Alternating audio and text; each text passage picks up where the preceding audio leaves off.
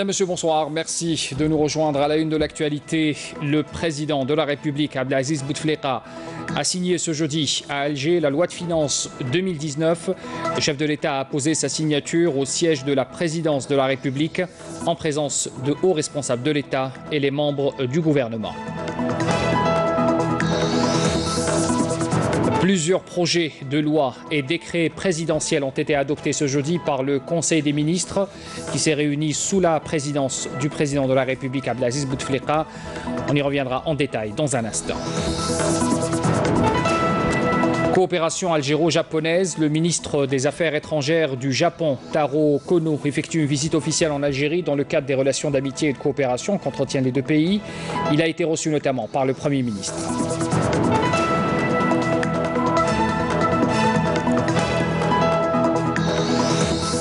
Et puis on parle également ce soir du relogement à Alger avec la 24e opération de relogement dans sa troisième phase qui a débuté aujourd'hui. 3000 logements ont été distribués dans ce cadre. On y reviendra également en détail tout à l'heure. Voilà pour les titres de l'actualité. Pour commencer d'abord, donc, cette signature du président de la République, Abdelaziz Bouteflika, il a signé ce jeudi à Alger la loi de finances 2019. Le chef de l'État a apposé sa signature sur le texte portant loi de finances 2019 au siège de la présidence de la République en présence de hauts responsables de l'État et les membres du gouvernement. Le cadrage macroéconomique retenu pour l'exercice 2019 table sur un prix de pétrole à $50 le baril, un taux de croissance de 2,6% et un taux d'inflation de 4,5%. Sur le plan budgétaire, la loi prévoit des recettes de 6 508 milliards de dinars, dont 2 714 milliards de fiscalité pétrolière. Quant aux dépenses budgétaires, elles s'élèveront à 8 557 milliards de dinars, en légère baisse par rapport à celle de 2018. Et puis concernant le budget de fonctionnement, il est estimé également à 4 954 milliards de dinars. Le président de la République, Abdelaziz Bouteflika, préside également ce jeudi à Alger une réunion du Conseil des ministres. Plusieurs projets de loi et décrets présidentiels ont été adoptés ce jeudi par le Conseil des ministres. Réunion donc présidée ce jeudi par le président de la République. Et voici donc les détails de cette réunion. D'abord, le Conseil des ministres a entamé ses travaux par l'examen et l'approbation du projet de loi relative aux activités spatiales. Donc, le projet de loi adopté par le Conseil des ministres dispose notamment que les activités spatiales sont du monopole exclusif de l'État. Il institue également l'obligation d'immatriculer les objets spatiaux lancés par d'autres pays. Le texte édicte aussi la responsabilité de l'État en cas de dommages découlant des activités spatiales, ainsi que les mesures à prendre en cas de retombée d'objets spatiaux sur le sol national. Voilà, donc c'est un premier point qui a été abordé par la réunion du Conseil des ministres. Il faut savoir que le domaine de l'espace revêt une importance stratégique et l'Algérie est signataire, il faut le rappeler, des 3 traités internationaux imposant des obligations aux États par rapport à l'exploration dans ce domaine. De plus, notre pays est désormais un acteur dans l'espace avec la création de l'Agence spatiale algérienne ainsi que le lancement de 3 satellites d'observation et de communication. C'est donc à ce titre que notre pays entend se doter d'une législation relative aux activités spatiales. Le Conseil des ministres a poursuivi ses travaux par l'examen et l'adoption d'un projet de loi complétant la loi de 2006 relative à la prévention et à la lutte contre la corruption. Ce texte a été élaboré pour mettre la législation en concordance avec la Constitution, il faut le rappeler, qui a été révisée en 2016, qui a codifié mais surtout enrichi les missions de l'organe national de prévention et de lutte contre la corruption. Le projet de loi prend également en charge les recommandations faites par l'instance spécialisée des Nations Unies à la suite de l'évaluation de la politique algérienne de prévention et de lutte contre la corruption, une évaluation qui a été conclue positivement. À ce titre, le projet de loi énonce notamment la création d'abord d'un pôle pénal financier à compétence nationale chargé des affaires financières complexes, dont celles relatives à la corruption, bien sûr. Ce pôle est rattaché au tribunal d'Alger de Sidi Mohamed.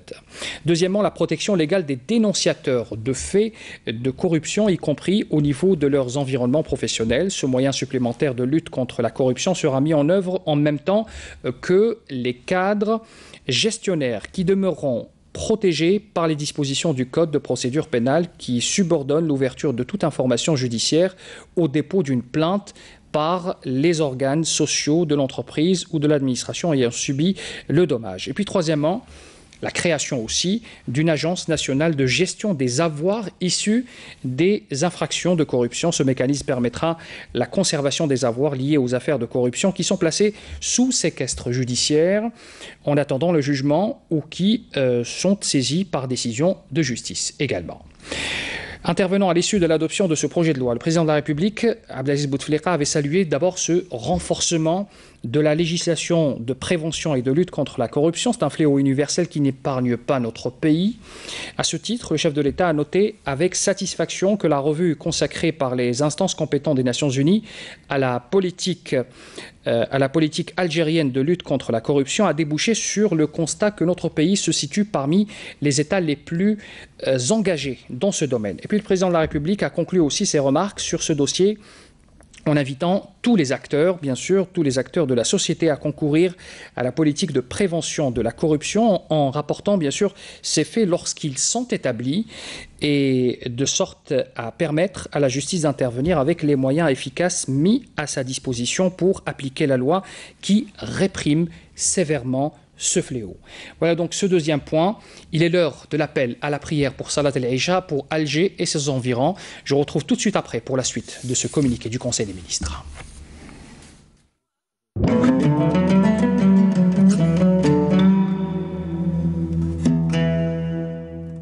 بسم الله الرحمن الرحيم إن الصلاة كانت على المؤمنين كتابا موقوتا صدق الله العظيم.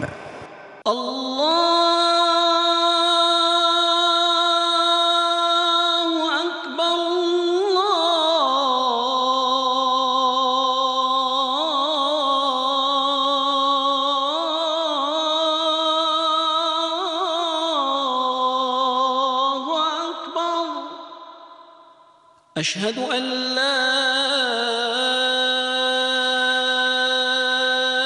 إله إلا الله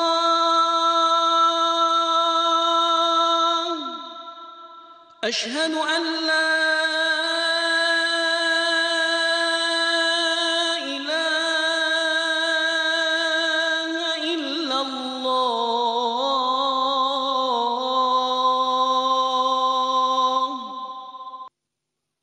أشهد أن محمدًا رسول الله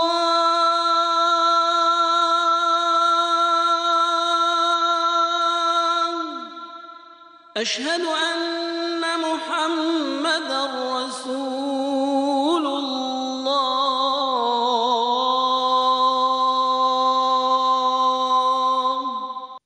حي على الصلاة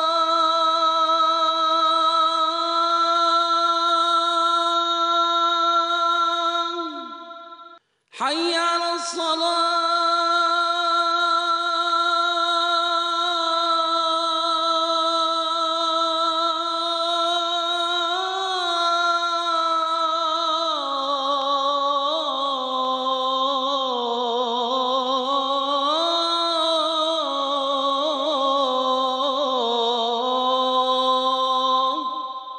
حي على الفلاح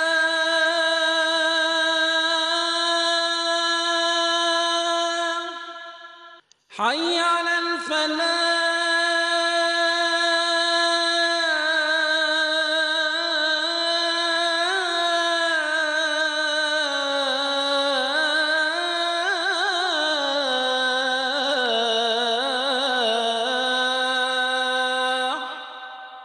الله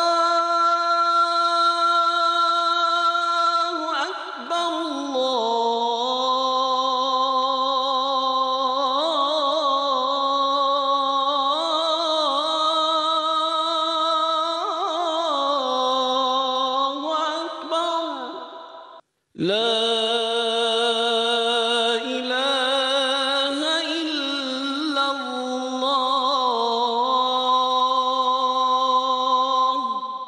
اللهم رب هذه الدعوة التامة والصلاة القائمة آت محمدا الوسيلة والفضيلة والدرجة الرفيعة وابعثه اللهم مقاما محمودا الذي وعدته. Taqabbal Allah salat al-Jami'a. Revenons vers l'actualité de ce journal et cette réunion du Conseil des ministres qui a été présidée, il faut le rappeler, aujourd'hui par le président de la République Abdelaziz Bouteflika. La suite de ce conseil donc, a été consacrée notamment à l'adoption d'un projet de loi relative aux activités nucléaires civiles. À cette fin, le texte offre un ancrage juridique de plusieurs aspects liés aux activités nucléaires pacifiques, notamment, premièrement, la réglementation de différentes activités liées à l'utilisation des matières nucléaires et des sources de rayonnement ionisant, ainsi que la gestion des déchets radioactifs. Deuxièmement, la définition des règles et prescriptions de sûreté nucléaire et de radioprotection. Troisièmement, également, on parle aussi de la mise en œuvre des garanties de non-prolifération nucléaire en application des obligations découlant de nos obligations internationales en la matière. Et puis la transposition, en quatrième position, donc la transposition dans la loi nationale des dispositions des traités et conventions pertinents ratifiés par notre pays. Cinquièmement, et enfin, et la définition aussi des sanctions pénales applicables aux infractions à la législation sur les activités nucléaires pacifiques. La mise en œuvre de ce projet de loi sera assurée par un ensemble d'organes et de conseils avec un premier chef, une autorité nationale de sûreté et de sécurité nucléaire. Le Conseil des ministres a par la suite examiné et adopté un projet de loi amendant la législation en vigueur relative à l'activité de médecine vétérinaire, mais aussi à la protection animale. Cet amendement a destiné, il faut savoir, à offrir une meilleure assise à l'encadrement de la profession de médecin vétérinaire qui totalise, il faut le rappeler, 20 000 intervenants, dont 3 000 sont des fonctionnaires exerçant au niveau des organes publics de contrôle. À ce titre, le projet de loi énonce l'ancrage légal pour la création d'un ordre national des vétérinaires, en même temps qu'il définit aussi ses missions, son organisation étant renvoyée au domaine réglementaire. Dans le même temps, le texte subordonne aussi à l'avenir la délivrance de l'autorisation administrative d'exercice de la médecine vétérinaire et de la chirurgie des animaux à une inscription préalable au tableau de l'ordre national de cette profession. Par ailleurs, le Conseil des ministres a examiné et adopté un projet de loi portant amendement de la loi fixant les règles générales relatives à l'aviation civile. Alors, il faut savoir que cet amendement instituera une agence nationale de l'aviation civile. Il s'agit là d'une recommandation de l'Organisation de l'aviation civile internationale qui invite les États membres à se doter d'une instance autonome pour la gestion de la sûreté et de la sécurité de l'aviation civile. L'avènement d'une agence nationale de l'aviation civile permettra aussi à notre pays de renforcer les capacités humaines et les ressources financières qui seront désormais dévolues à la gestion de la sûreté et de la sécurité de l'aviation civile, mission actuellement prise en charge par une direction du ministère chargée des Transports. Et puis enfin, le projet de texte introduit aussi le métier d'évacuation sanitaire dans la nomenclature des activités de l'aviation civile autorisées dans notre pays. Poursuivant ces travaux, le Conseil des ministres a examiné et adopté une série de décrets présidentiels validant des contrats ou avenant à des contrats relatifs à l'exploration et à l'exploitation des hydrocarbures. Alors, il s'agit de textes qui concernent une série de gisements en exploitation ou en exploration par Sonatrach avec ses partenaires étrangers qui sont respectivement Total, Eni, Equinor, Statoil et puis aussi Pertamina. Voilà donc pour ce sixième point abordé par le Conseil des ministres. Et puis par ailleurs, le Conseil des ministres a également validé, conformément à la loi, 2 opérations de déclassement de terres agricoles liées à la réalisation d'un important investissement d'exploitation et de transformation de phosphate à l'est du pays dans le cadre du partenariat algéro-chinois. Le premier déclassement concerne 496 hectares de terres agricoles de faible rendement répartis à travers les wilayas de Tarf, de Guelma, de Soukahras et de Tbessa pour un dédoublement et la modernisation sur 394 km de la voie ferrée minière allant du gisement phosphatier dans la wilaya de Tbessa jusqu'au port de Annaba. Le second déclassement concerne 4,5 hectares de terres agricoles inexploitées et constituées de maquis dans la commune de Filfila, dans la wilaya de Skikda. Cette assiette foncière accueillera une station de dessalement d'eau de mer et d'une capacité de 70 000 mètres cubes jour, destinée notamment à 2 unités de production d'engrais dans la zone de Hajr al-Soud, dans la wilaya de Skikda. Le Conseil des ministres, voilà donc pour ce point, le Conseil des ministres a achevé l'examen de son ordre du jour, son ordre du jour par l'adoption de décisions individuelles relatives à des emplois supérieurs civils. Puis enfin, le président de la République, Abdelaziz Bouteflika, a saisi cette occasion pour adresser au peuple algérien ses meilleurs vœux de santé, de bonheur et de progrès et de sérénité également pour la nouvelle année qui s'annonce, l'année 2019. Voilà donc le résumé donc de ce Conseil des ministres qui a été présidé par le chef de l'État ce jeudi 27 décembre. Revenons bien sûr sur la loi de finances qui a été donc signée également aujourd'hui par le chef de l'État. Cette loi de finances qui a été élaborée sur un prix de référence de $50 le baril de pétrole.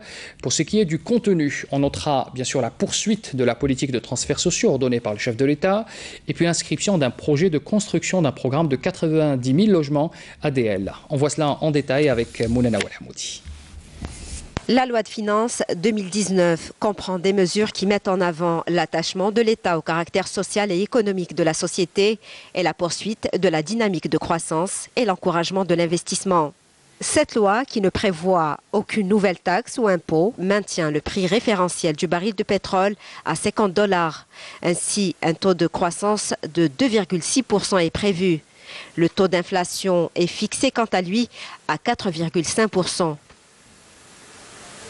La loi de finances 2019 prévoit des revenus financiers estimés à 6 508 milliards de dinars. Quant aux dépenses budgétaires, un montant de 8 557 milliards de dinars leur a été consacré au moment où les dépenses de fonctionnement ont atteint un total de 4 945 milliards de dinars. Concernant le budget d'équipement, plus de 3 600 milliards de dinars des crédits de paiement et 2 600 milliards de dinars sont réservés aux nouveaux programmes et aux opérations d'évaluation. Le contenu de la loi de finances a contré les prévisions concernant le dossier du soutien social, mettant en avant l'intérêt accordé par le président de la République à l'esprit de solidarité au sein de la société en renforçant le pouvoir d'achat et l'accompagnement des catégories à faible revenu. Les financements consacrés aux transferts sociaux ont atteint 1 736 milliards de dinars, soit avec une augmentation de 21% du budget global.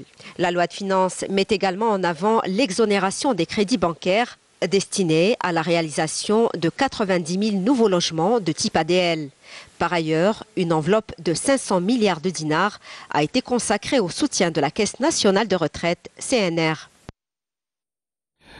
Le Premier ministre Ahmadou Yahya a reçu ce jeudi à Alger le ministre des Affaires étrangères du Japon, Taro Kono, qui effectue une visite officielle en Algérie. Dans le cadre des relations d'amitié et de coopération qu'entretiennent les deux pays, l'audience s'est déroulée en présence du ministre des Affaires étrangères, Abdelkader Messahel.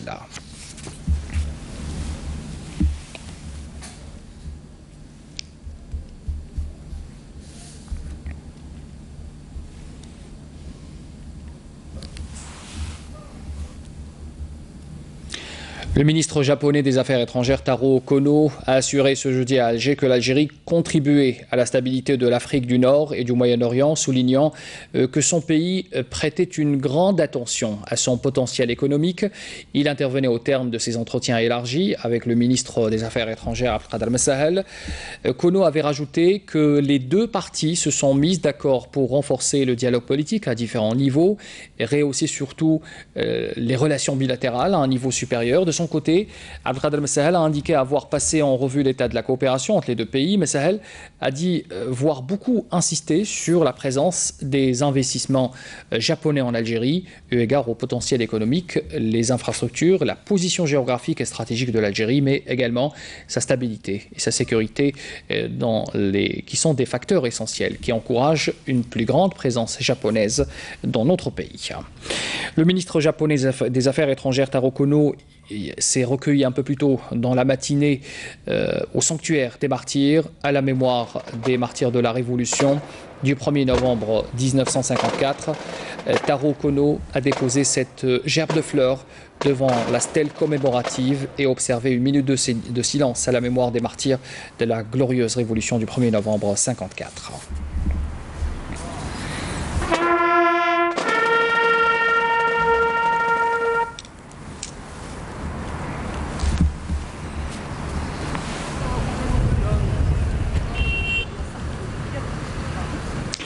Dans le reste de l'actualité, on parle également ce soir de cette troisième phase de la 24e opération de relogement à Alger qui a débuté aujourd'hui. Plus de 3000 logements sont distribués, le but étant l'élimination de l'habitat précaire qui est des bidonvilles à Alger qui est éminente selon les responsables de la wilaya. Jazia Bayou.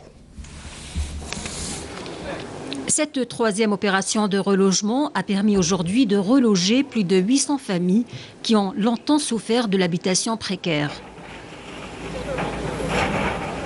شبعنا الميزيريا وشبعنا كلش ومن بعد الحمد لله هذوك فرج علينا ربي كي تعرفي الميزيريا ومنا ودراري ونقولوا الحمد لله. وحنا نشكروا الرئيس عبد العزيز بوتفليقه يعني هذا البروجي تاعو حنا نشكروه ربي يطول في عمره ربي يشافيه ان شاء الله. Cette opération de relogement a permis la récupération de 22 hectares qui, d'après les autorités locales, vont servir dans la réalisation de projets d'intérêt public. Jusqu'à présent, nous avons distribué plus de 4000 logements et aujourd'hui, nous entamons cette troisième phase qui consiste à distribuer les 4000 restants du programme tracé, soit 3000 logements publics locatifs et 1000 logements participatifs seront donc distribués tout le long de ces 3 jours. L'opération de relogement se poursuivra jusqu'à l'éradication de toutes les habitations précaires.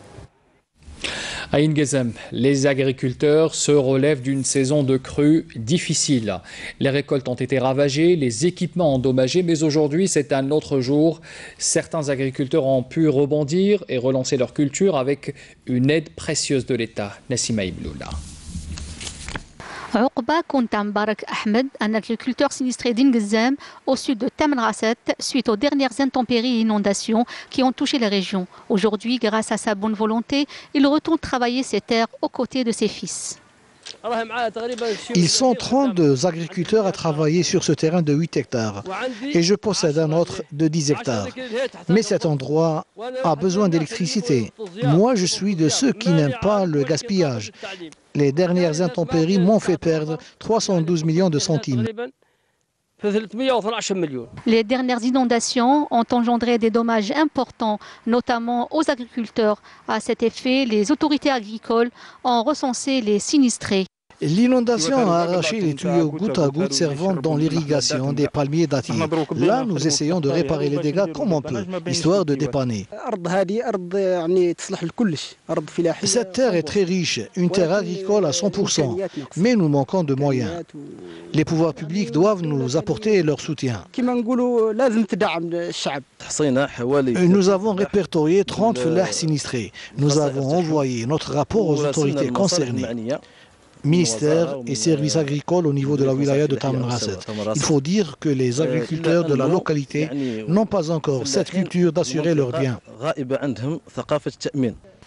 En dépit des difficultés rencontrées, les véritables agriculteurs de la localité d'Ingezem demeurent attachés à leur terre natale. À ce titre, il est impératif de renforcer l'orientation des conseils agricoles afin de promouvoir le produit local dans cette zone enclavée.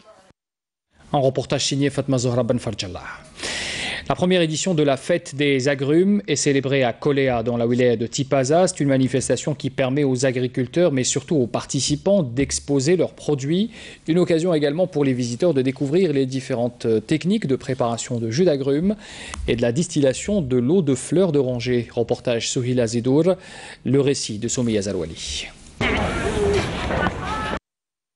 Qléa, cette belle ville située à une trentaine de kilomètres de la capitale, célèbre en ce moment la fête des agrumes. En matière d'agrumiculture, la wilaya de Tipaza occupe la 3e place au niveau national. Le nombre des participants à cette manifestation dépasse les 50 exposants issus des communes de Qléa, de Chaïba et de Htatba. La daïra de Qléa dispose de plusieurs variétés d'agrumes réparties sur plus de 2000 hectares.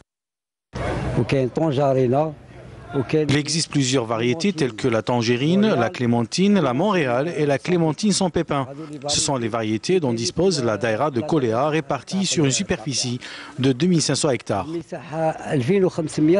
Les habitantes de Qléa accordent une importance particulière aux agrumes et comptent sur ce genre de manifestations pour faire connaître leurs traditions culinaires.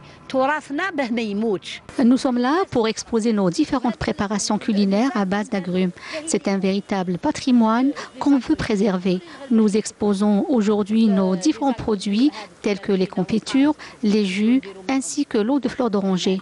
Nous donnons également des cours de cuisine aux jeunes filles pour leur apprendre à préparer les recettes de grand-mère en matière de confitures et tout le reste. La diversification de la production dans le domaine de l'agrumiculture est le défi que Qléa est appelé à relever lors des prochaines éditions de la fête des agrumes. L'actualité à l'étranger, résumée ce soir par Adel Bouhames, a commencé par cette visite éclair du président américain en Irak. Les Émirats arabes unis ont rouvert aujourd'hui leur ambassade à Damas, nouveau signe d'un possible réchauffement des relations entre les pays arabes et le pouvoir syrien de Bachar al-Assad. L'initiative intervient au moment où les forces pro-gouvernementales syriennes contrôlent aujourd'hui près des 2/3 du pays. L'ambassade des Émirats arabes unis en Syrie a rouvert ses portes 7 ans après le déclenchement de la crise syrienne en 2011, année durant laquelle tous les États fermaient leur ambassade à Damas après le déclenchement de la crise syrienne. Donald Trump s'est rendu en Irak pour une visite surprise de quelques heures à la rencontre des soldats américains et a profité de ce premier déplacement en zone de conflit depuis son élection il y a 2 ans pour justifier sa décision de retirer les troupes américaines de Syrie. Répondant à des journalistes, Donald Trump a assuré que s'il retirait les troupes américaines de Syrie, il ne prévoyait pas du tout de retirer celles d'Irak, voyant au contraire la possibilité d'utiliser ce pays comme une base en cas d'intervention en Syrie. La Russie a vanté jeudi les capacités de ses nouveaux missiles hypersoniques, capables de dépasser 30 000 km/h et pratiquement impossibles à abattre, dans un contexte de crainte de relance de la course aux armements entre Moscou et Washington. Vladimir Poutine, qui avait dévoilé avec fierté en mars une nouvelle génération de missiles russes invincibles, a supervisé mercredi l'essai de l'un d'eux, baptisé Avant-Garde. Un mot sur le sport. La sélection algérienne A de football composée de joueurs locaux a battu son homologue du Qatar sur le score de 1-0. C'était donc aujourd'hui au stade Khalifa à Doha, en match amical préparatoire pour les prochaines échéances. L'unique but de la rencontre a été inscrit par Barded Bounedjah pour l'Algérie à la 58e minute. Dernière destination ce soir, Constantine. Allons à la rencontre d'un artisan particulièrement talentueux. Il est ébéniste de son métier. Il vient de fabriquer par exemple une calèche avec une dextérité extraordinaire. Ibtissam Bjaoui l'a rencontré. Le récit est signé Amal Bouakba. J'ai eu l'idée de fabriquer des calèches durant la manifestation de Constantine, capitale de la culture arabe. Et c'est à partir de là que je me suis lancé dans cette activité. J'ai commencé par les roues. Ça m'a pris 2 mois. Ensuite, j'ai achevé le tout en 9 mois. J'utilise le zen comme bois. Tout ce que je confectionne, je le fais en puisant dans ma propre imagination. Aziz Atoui est un passionné de bois. Cet ébéniste met tout son talent et son savoir-faire pour confectionner des œuvres en bois uniques, chargées d'émotions, qui témoignent de son amour et son attachement à sa ville natale, Constantine. Ces calèches nous replongent dans Constantine d'autrefois. Je me consacre pleinement à cette passion. Je veux perpétuer cet artisanat pour Constantine, capitale de l'Est, qui était jadis connue pour ses calèches. J'espère que j'aurai d'autres idées à concrétiser à l'avenir dans la confection des calèches.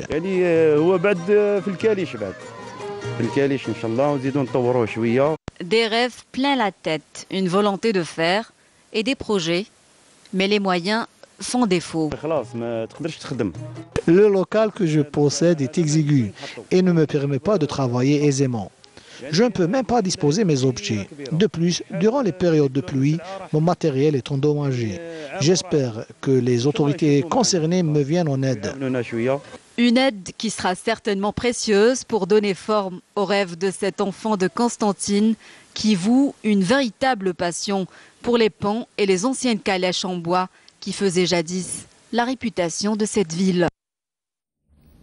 Le rappel des titres de ce journal pour clore cette édition. Le président de la République, Abdelaziz Bouteflika, a signé ce jeudi à Alger la loi de finances 2019. Le chef de l'État a posé sa signature au siège de la présidence de la République en présence de hauts responsables de l'État et des membres du gouvernement. Plusieurs projets de loi et décrets présidentiels ont été adoptés ce jeudi par le Conseil des ministres qui s'est réuni sous la présidence du président de la République, Abdelaziz Bouteflika. La coopération algéro-japonaise, le ministre des Affaires étrangères du Japon, Taro Kono, effectue une visite officielle en Algérie dans le cadre des relations d'amitié et de coopération qu'entretiennent les deux pays. Il a été reçu notamment par le Premier ministre Ahmadou Yahya.